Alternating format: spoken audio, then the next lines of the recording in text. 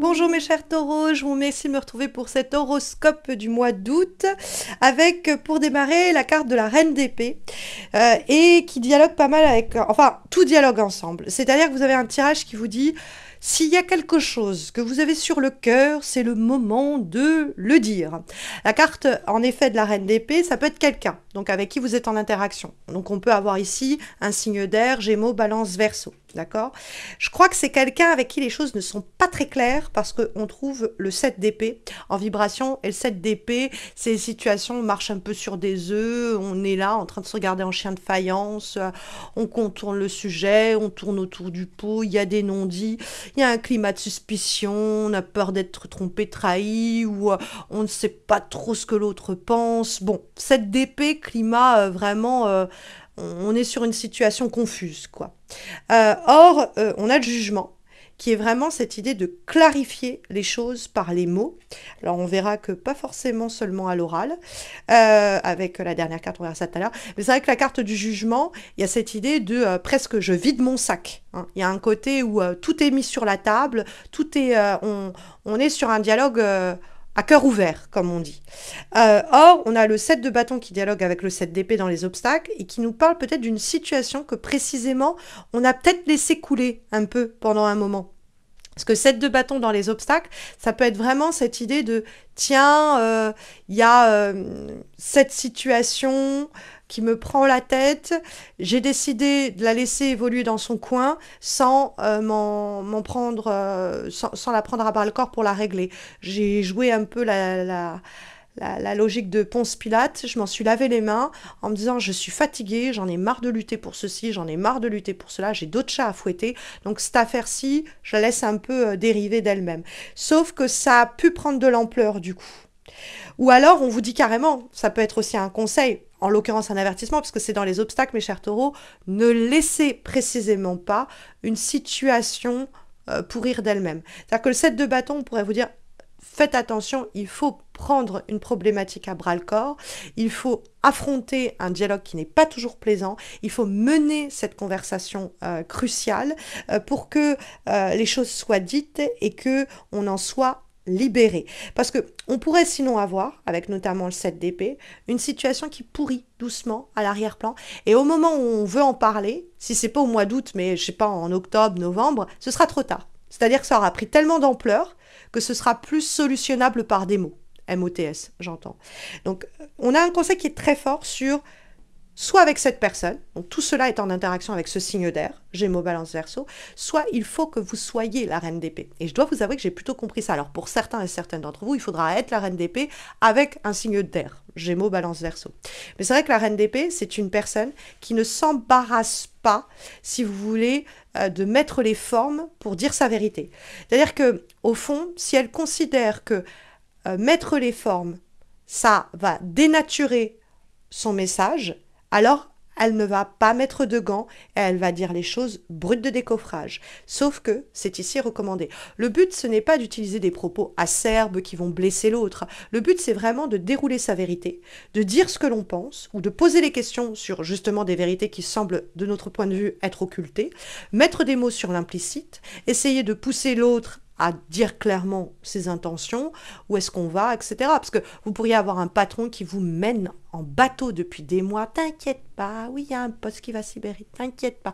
Puis en fait, on vous mène en bateau, et là, au mois d'août, vous le faites passer à table, c'est-à-dire que vous demandez un entretien, et vous discutez, et vous ne le laissez pas sortir de cette conversation sans qu'il y ait un mot, une date butoir, quelque chose qui soit, de votre point de vue, recevable pour éclairer, clarifier la situation.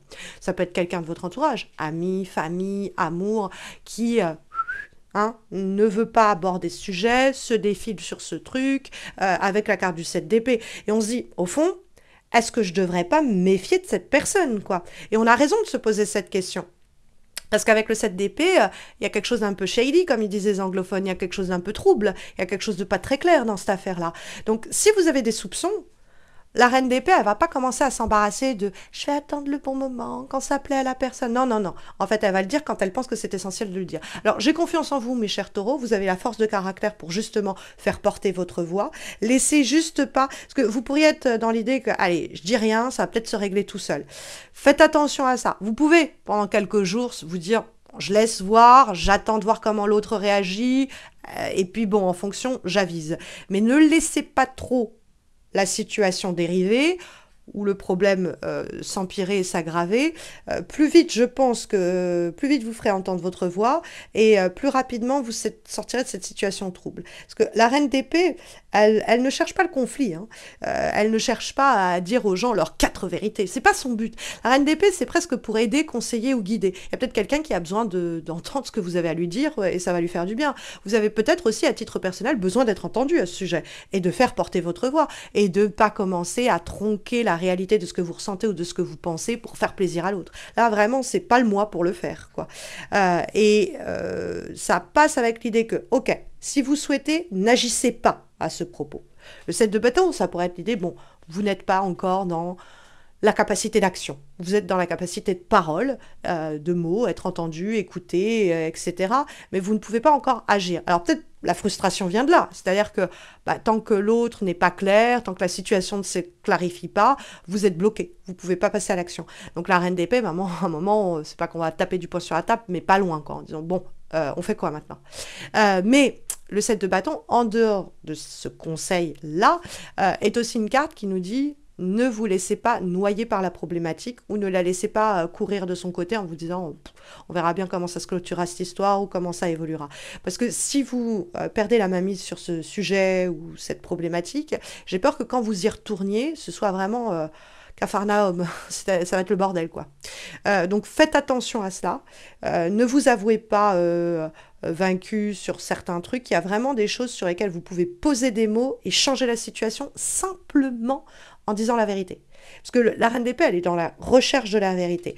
Et donc, le 7 de bâton, ça peut être ne vous laissez pas bouffer par cette situation, prenez les devants. Parce que le 7 d'épée nous parle d'un climat de suspicion. Ça peut être l'idée qu'on vous espionne, vous avez l'impression qu'on vous épie. Si c'est le cas, dites-le. Parce que la personne prise la main dans le sac en train de faire des conneries, en train de vous regarder, etc., ça va bien la calmer. Elle ne le refera plus. De la même façon, si vous avez l'impression qu'on vous ment, qu'on vous induit en erreur, ou qu'on ne joue pas franc jeu, ça peut être le 7 d'épée, c'est vraiment les gens qui essayent de se faufiler entre les gouttes, sont là, non, oui, non, non, mais tout ça pour éviter de parler du sujet qui est le sujet primordial. Donc vous pouvez avoir aussi quelqu'un qui est fuyant, hein, une personne fuyante sur des sujets pourtant importants. Et donc là, pareil, la reine d'épée, elle va pas laisser le choix, en fait. Ça peut basculer sur un ultimatum, hein, en disant, bon, alors soit vous me répondez, soit moi je vais voir ailleurs, en fait. Ou soit tu me dis clairement ce qui se passe, soit ça sert à rien de m'appeler, hein, on se reverra pas.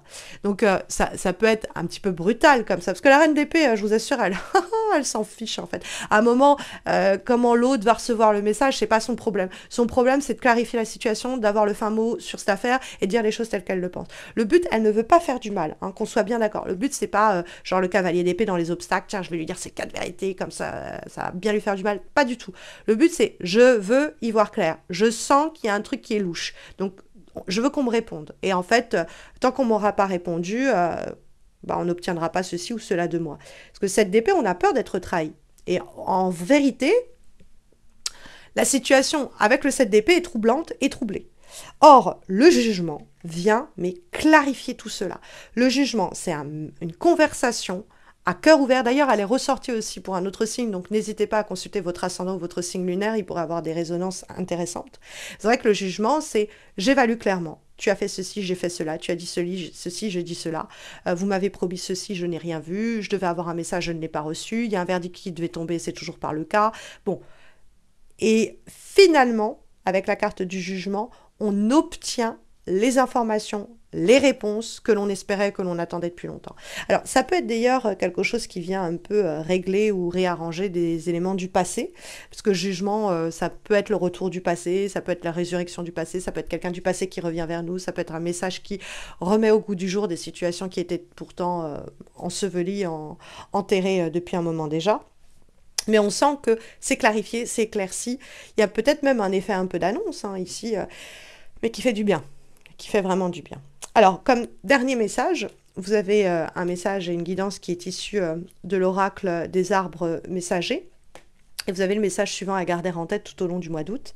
Grandir en détachement, voir l'abondance là où elle est, créer de nouveaux possibles. Donc, il va vous falloir grandir en étant détaché. Il va vous falloir voir l'abondance là où elle se trouve et créer ainsi pour vous, en ce mois d'août, de nouveaux possibles. Et puis comme dernière énergie, nous avons une lame issue cette fois-ci de l'oracle du voyageur et nous avons la carte de l'écriture. C'est pour ça que je vous disais, cette discussion, cette conversation, cette mise au point, cette clarification, cet effet d'annonce pourrait ne pas passer exclusivement par l'oralité ou pas du tout par la voix orale, mais peut-être aussi par la voix de l'écriture, par des mails, par des messages, peut-être même par des lettres. C'est une carte aussi qui nous dit que quand vous ne vous sentez pas entendu, ou compris ou comprise d'ailleurs, quand vous n'arrivez plus à contenir toutes les émotions que ce sentiment-là suscite, n'hésitez pas à prendre un stylo, un papier et à écrire tout ce que vous ressentez au plus profond de vous. Ça va vous permettre ainsi de vous exprimer, de relâcher peut-être des énergies qui vous bouffaient de l'intérieur. Donc ça peut être une vraie thérapie positive, mais ça peut être aussi l'idée que vous passez par l'écriture peut-être pour mettre votre pensée en forme afin de prendre la parole par écrit ou par oral par la suite avec les personnes concernées de façon à que ça touche sa cible de façon éloquente. N'hésitez pas à me dire en commentaire de cette vidéo comment ce tirage et cette guidance du mois d'août résonnent en vous. Le moindre message, le moindre like, le moindre abonnement à ma chaîne me réchauffe le cœur. C'est votre façon de me soutenir moi et mes horoscopes que de liker cette vidéo, que de laisser un commentaire, que de vous abonner à ma chaîne si vous ne l'avez pas encore fait, puisque vous savez que ça fait presque 10 ans que mois après mois je poste ces horoscopes. J'ai jamais raté un seul rendez-vous et donc le moindre commentaire de votre part, le moindre like à la vidéo, le moindre abonnement à ma chaîne, me réchauffe le cœur, me fait ressentir beaucoup de gratitude pour ce que vous me permettez de vivre et comment vous me soutenez. Et donc, je vous en remercie. Sachez d'ailleurs que vous pouvez aussi me retrouver sur Insta et Facebook. Vous avez les liens de mes pages en descriptif de cette vidéo. Et d'ailleurs, dans la description de cette vidéo, vous avez aussi le lien vers mon site internet missmojorising.com par lequel vous pouvez passer si vous avez besoin de mes services de tarologue. Je vous souhaite à tous et à toutes mes chers taureaux de très belles semaines à venir. Je vous retrouve à la fin du mois d'août pour les horoscopes de la rentrée septembre déjà. Et je vous dis à très bientôt, je l'espère en tout cas. Prenez bien soin de vous, mes chers taureaux.